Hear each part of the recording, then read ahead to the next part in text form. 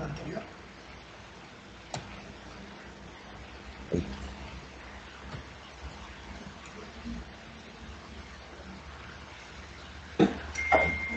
Buenas tardes, tal como Danilo me presentó, mi nombre es Alfredo Mesino, yo soy médico especialista en enfermedades infecciosas y medicina interna y me encargo del manejo de los pacientes VIH de toda la zona. Durante la charla, sobre todo lo que me interesa es que ustedes tengan un concepto claro de que lo que es la infección por VIH, cuáles son los factores de riesgo, cómo se presenta la enfermedad y sobre todo para que aprendan a cuidarse, que sepan que esta es una enfermedad que es muy prevalente, conozcan las estadísticas y que vean a primera mano cuál es la situación actual del VIH. Hace algún tiempo el VIH era una enfermedad mortal, era una enfermedad que no tenía ninguna forma de poder controlarse. Sigue siendo una enfermedad mortal, pero es una enfermedad crónica que se puede manejar, se puede controlar y que un paciente VIH puede vivir el resto de su vida hasta los 100 años sin ningún tipo de manifestación clínica, incluso controlando la infección a otras personas y llevando un tipo de vida totalmente normal como cualquier otra persona. Desde el punto de vista histórico, digamos que el VIH comenzó en el Concierto Internacional en 1981, cuando la CDC, que es el Centro de Control de Enfermedades Infecciosas en Estados Unidos, reportó 5 casos de jóvenes que habían fallecido a causa de una infección por una neumonía que se llama Pneumocystis carini en Los Ángeles, California. Meses después, en San Francisco, se reportaron varios casos de sarcoma de Kaposi y una de las cosas que llamó la atención es que los pacientes tenían disminución de los linfocitos T.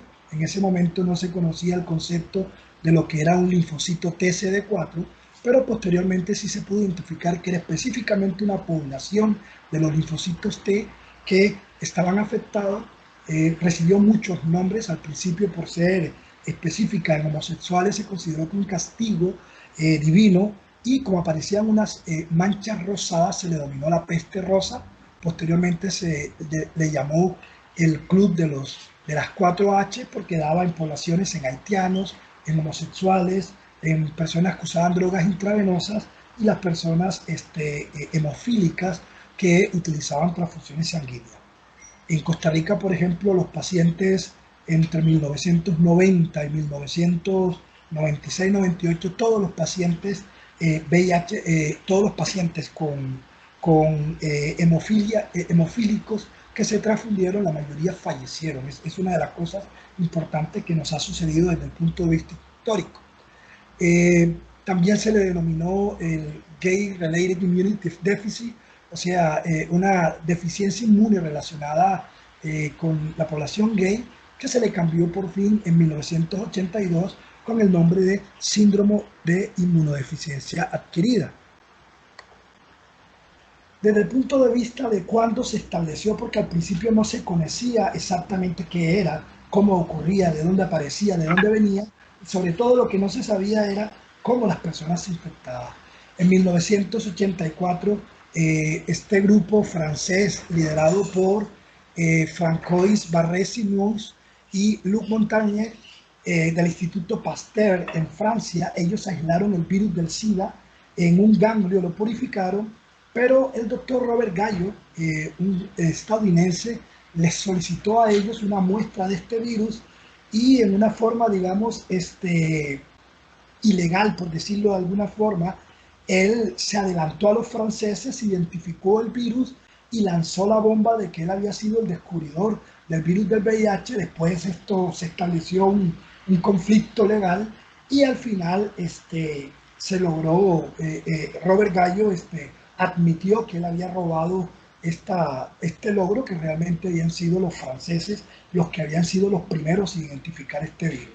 Entonces se estableció que era un virus RNA, un virus, un retrovirus de la familia Retroviridae, y este descubrimiento pues, permitió hacer una serie de desarrollos importantes, conocer los anticuerpos que se producían contra el virus y esto nos ayudó para hacer los diagnósticos y nos permitió avanzar de este punto de vista en el manejo de los pacientes también.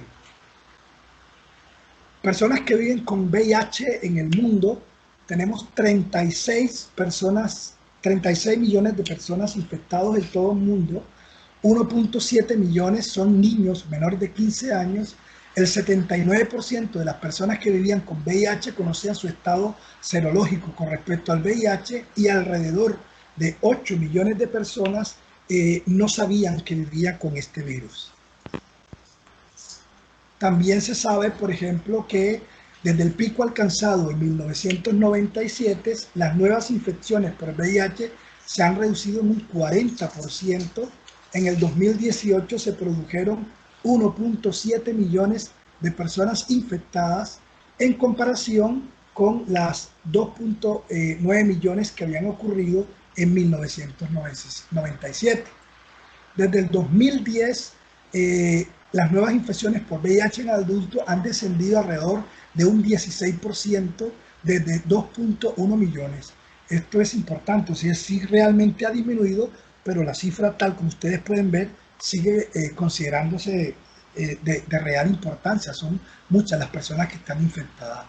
Desde el pico alcanzado en el 2004, los casos de muertes relacionados con el SIDA se han reducido en más de un 56%, y en el 2018 fallecieron 770,000 personas en todo el mundo a causa de enfermedades relacionadas con el virus del VIH, frente a 1.7 millones en el 2004 y 1.2 millones en el 2010. La mortalidad por el SIDA en general ha disminuido poco en un 33% desde el 2010.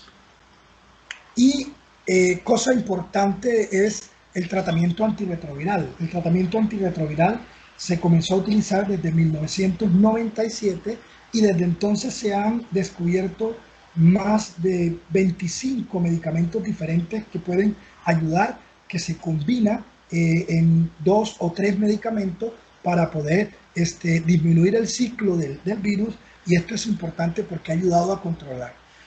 Al cierre de junio del 2019, 24 millones de personas tenían acceso a terapia antirretroviral. En el 2018, 23 millones de personas vivían con VIH, tenían acceso a la terapia antirretroviral. En el 2018, 62% de las personas que vivían con el VIH tuvieron acceso al tratamiento. En el 62% de los adultos mayores de 15 años que vivían con el VIH tuvieron acceso al tratamiento, así como el 54% de los niños de hasta 14 años de edad. El 68% de las mujeres adultas mayores de 15 años tuvieron acceso a tratamiento, pero solo el 55% de los hombres adultos mayores de 15 años tuvieron acceso.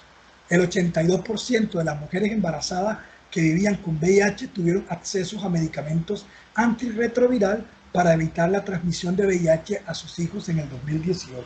Es decir, tenemos medicamentos que son muy potentes, que son muy buenos, que logran controlar la infección, pero el acceso todavía no es totalmente universal.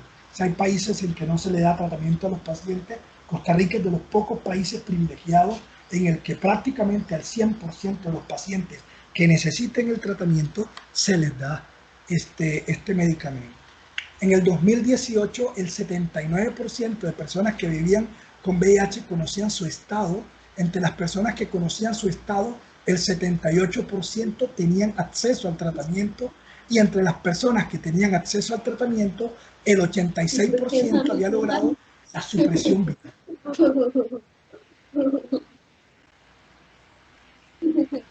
Puta mierda. Ahí te le encendí el micrófono. Y de toda la gente que vive con VIH, el 79% conocía su estado, el 62% tenía acceso al tratamiento y el 53% tenía una carga viral indetectable. Más adelante en la charla vamos a ver qué significa que un paciente tenga tratamiento antirretroviral, que tenga cargas virales indetectables. Desde el punto de vista de la historia natural del VIH, nosotros podemos tener claro que esta es una infección que va a durar entre 5 y 10 años en tener las manifestaciones clínicas. Se divide básicamente digamos, tres etapas. La inicial, que se llama síndrome agudo, en el cual va a haber un aumento de la carga viral, el virus va a estar circulando en sangre. Después se va a producir una latencia clínica que va a durar entre unos 5 y 10 años, en el cual el paciente no va a tener ninguna manifestación clínica, pero sí va a tener un deterioro gradual del sistema inmunológico, ¿verdad? El paciente va a tener una replicación viral activa, lo cual significa básicamente que el paciente va a tener el virus. Cuando entra a la sangre, el virus se mete dentro de las células CD4 y para poder multiplicarse y convertirse en más virus, va a tener que matar estas células CD4. Entonces, cada vez que el virus se infecta una célula CD4, se va a producir un estado progresivo de pérdida de los conteos de CD4, que al final va a producir una depresión del sistema de CD4. Esto produce un estado de inmunodeficiencia, que es lo que caracteriza al paciente con el VIH.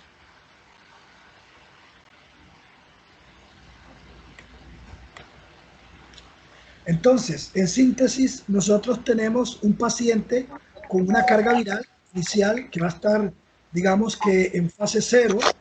El virus más o menos en 21 días va a aumentar y va a alcanzar su fase máxima. Su fase máxima es más o menos a las 6 semanas.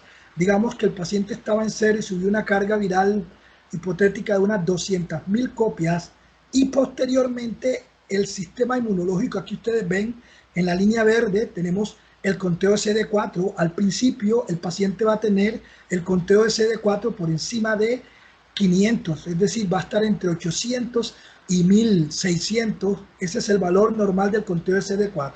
Entonces, ¿qué es lo que va a ocurrir? Cuando el virus empieza a multiplicarse y a dividirse, el conteo de CD4 empieza a bajar en forma progresiva hasta que llega un momento en que se produce una estabilización, más o menos a la semana y media, a las 6 semanas de estar infectado el paciente, y entonces la carga viral empieza a caer.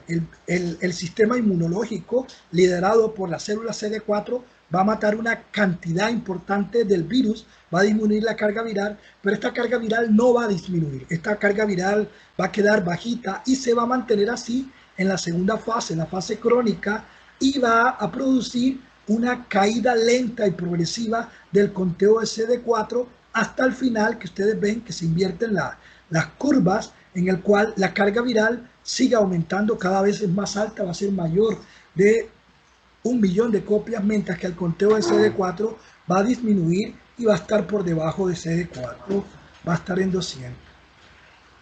Como les había dicho, los síntomas pueden durar alrededor de 10 años.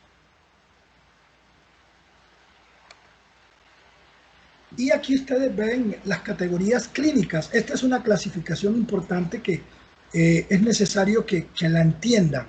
Digamos que la parte más complicada.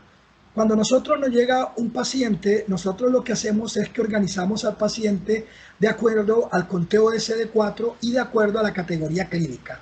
La categoría clínica básicamente son 3. La inicial es cuando el paciente presenta linfoadenopatía generalizada. Básicamente esto se manifiesta con ganglios que van a salir. Los ganglios están ubicados sobre todo en cuello, están ubicados en las axilas, están ubicados en los, digamos, la región perineal, que es en las ingles, y pueden estar ubicados alrededor de los sitios de salida importantes de la circulación, como a nivel pulmonar, a nivel cardíaco, a nivel renal y en otros sitios más. Entonces, al principio, básicamente el paciente lo que va a tener son adenopatías, pero estas adenopatías no las vamos a poder ver porque algunas son internas, y solamente por algunos estudios paraclínicos las podríamos identificar. En la segunda categoría, que sería la B, se llama una infección sintomática, en la cual el paciente comienza a tener algunas manifestaciones clínicas que podrían indicar que tiene algún grado de inmunocompromiso, Y a lo último, la categoría C es cuando el paciente ya tiene una enfermedad marcadora, es decir, cuando ya el paciente, el sistema inmunológico está tan devastado